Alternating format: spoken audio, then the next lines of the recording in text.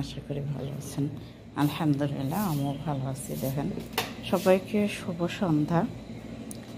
এই যে সন্ধ্যা লেগে গেছে, আজান দিয়ে দিচ্ছে। সব ঘুম থেকে উঠে সব আলো টালো জ্বলাইলাম সারা বাড়ি। এখনো কেউ আসেনি, কেবল সন্ধ্যা। নামাজ পড়া আসবে সবাই। এই যে আমি সব জায়গায় আলো জ্বলাই দিচ্ছি, রান্নাঘরের এখানে, বসার রুমে আলো জ্বলাইছি, এসি ছেড়ে দিছি। যাই মামা নামাজ পড়ে আসে, এখানে বসবো। তা আমি টিভিও চালাইছি, ওরা তো আবার টিভি চালানো ছাড়া বসেই না। বাহিরটা আজকেও ধুইতে হবে, দেখেন অবস্থা বাতাসে। এইগুলো কই থেকে আসছে কে জানে, যেন ছাই উড়ে উড়ে আসছে। বাহিরটা ধুইতে হবে আজকেও। তা আমি একটু পরে দেবো, কিছু একটু খাইয়া তারপরে। দেখেন আলহামদুলিল্লাহ, এই যে বাহিরটা আমি ধুয়ে নিলাম মাগরিবের নামাজ পড়ে।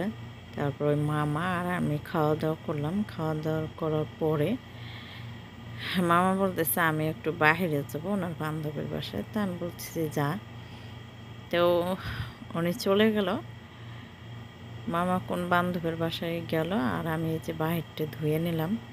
অতিরিক্ত গরম, প্রচণ্ড গরম, গরম একদম সহ্য করা যাচ্ছে না। যে এত গরম মনে হয় যে জাহান্নাম দুনিয়াতে হয়ে যাচ্ছে, জাহান্নামের তাপ।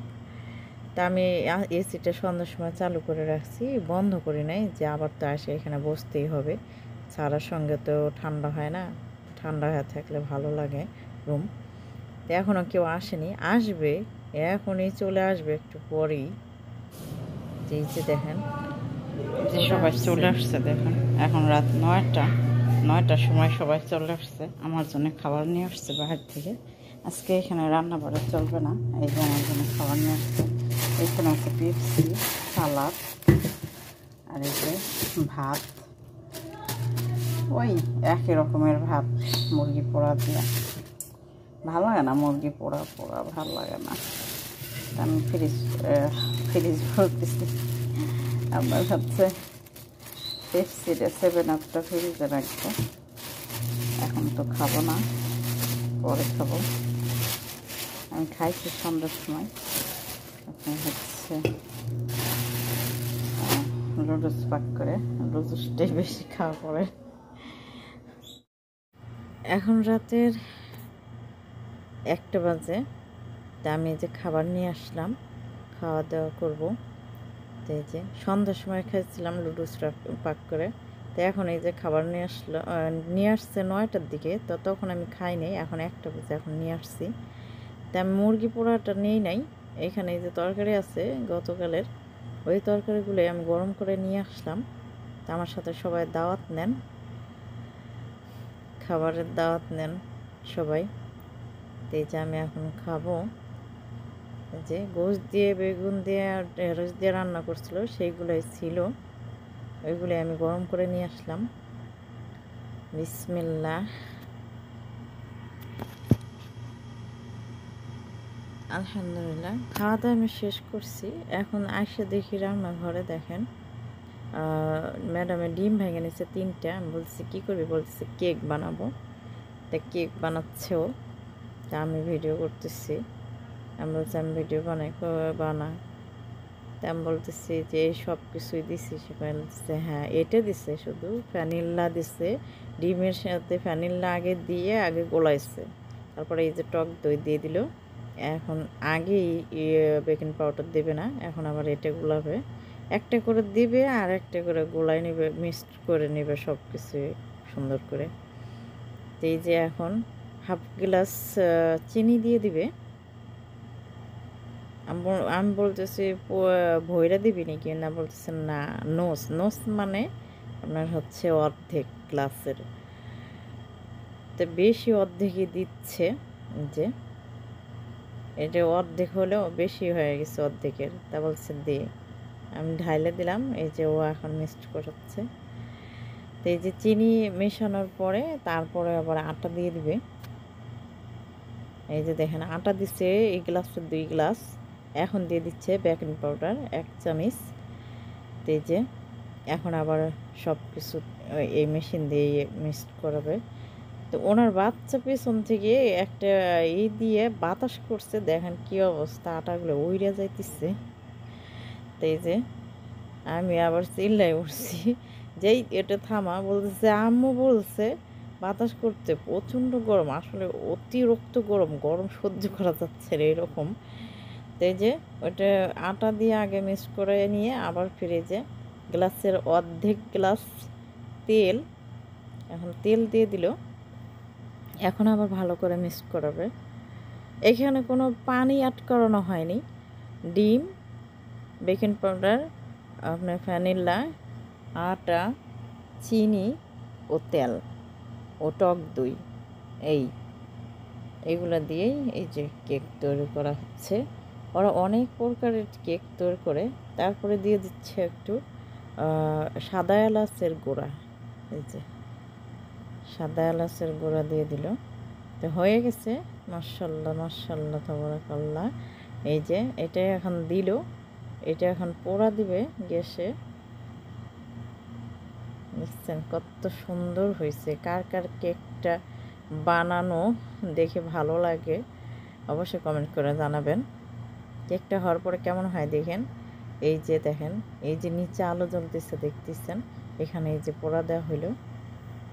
এই যে দেখেন মাশাআল্লাহ, ফুইলা দেখছেন কত সুন্দর হয়েছে, মাশাআল্লাহ মাশাআল্লাহ।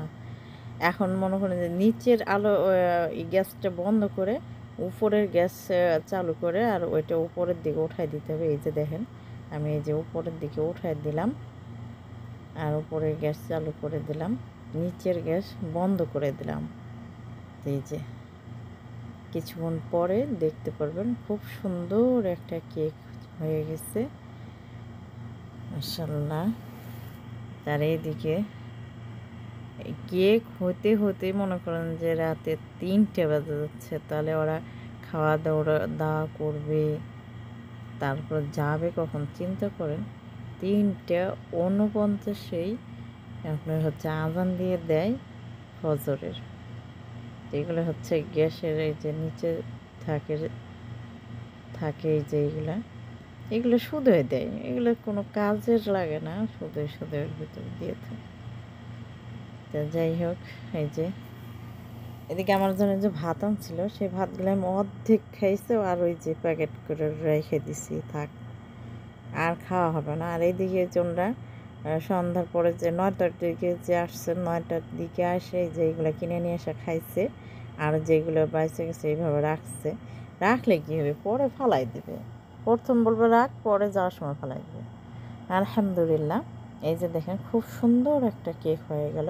কার কার পছন্দ হয়েছে কেকটা দেখে অবশ্যই কমেন্ট করে জানাবেন। আসলে খুবই দুঃখজনক, আসলে আমার ভিডিওগুলোতে একদমই লাইক কমেন্ট করে না, কেউ দেখেনি তেমন একটা। 3 দিন হচ্ছে ভিডিওতে একটা তেমন একটা ভিউজ হয় না, 2 জন 1 জন এরকম, তাছাড়া হয় না। জানি না, আল্লাহ পাকের ইচ্ছা, আল্লাহ পাক যা করে তাই করুক। তারপর আমি ছাড়বো না, ভিডিও করেই যাব, দেখা যাক কত দূর যায়। আলহামদুলিল্লাহ, এই যে সবার খাওয়া দাওয়া শেষ, কেক আমি এই যে সব কিছু কাপ টাপগুলো নিয়ে এসে সব ধুয়ে রাখলাম।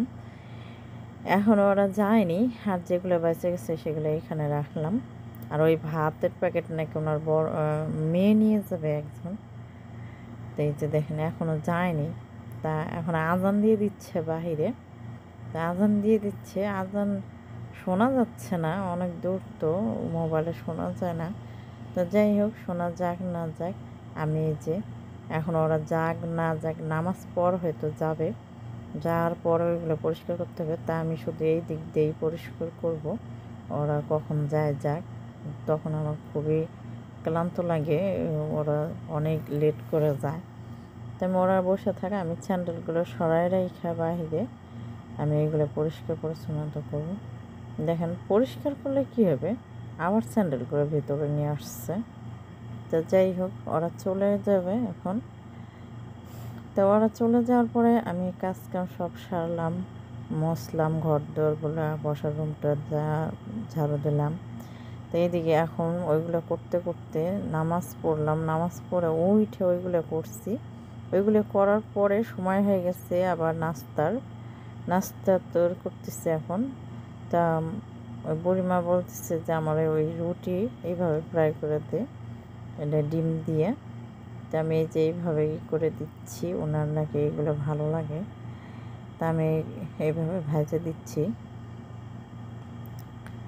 তা 3টা বানাই দিব, শুধু ওই 3টাই খাইলেই ওর হয়ে যাবে। বেশি খাবার খায় না তেমন, দুপুরে কোনো খাবার খায় না, শুধু রাত্রে একটু খায়। আর সকালে নাস্তায় যে 3টা ভাজলাম রুটি, আর এদিকে 1 কাপ দুধ চা, এই হলো ওনার খাবার। আর এদিকে আমি হালকা একটু তেল দিয়ে আমি ভেজে নিলাম আর লাল চা করে নিলাম। আমি দুধ চা এখন খাবো না, দুধ চা খুবই ক্ষতিকর, তারপরও আমি খাই বেশি। সন্ধ্যার সময় ইফতারের পরে আমি দুধ চা দিয়ে বিস্কিট দিয়ে খাই। তো যাই হোক, আলহামদুলিল্লাহ দুজনেরই খাওয়া শেষ। এখন আমি নিয়ে আসলাম, নিয়ে এসে এগুলো ধুয়ে রাখবো। তা বেশি আর বড় করব না ভিডিওটি। ভালো লাগলে অবশ্যই লাইক কমেন্ট শেয়ার করবেন, আমার পাশেই থাকবেন সবাই। তা আমি এ পর্যন্ত রাখছি। আসলে খুবই দুঃখ লাগতেছে আমার যে কয়েকদিন ধরে কোনো ভিউজ হচ্ছে না আমার ভিডিওতে। দেখা যাক, ধৈর্য ধারণ করে থাকি। তা আমি এই যে ধুয়ে নিলাম সব।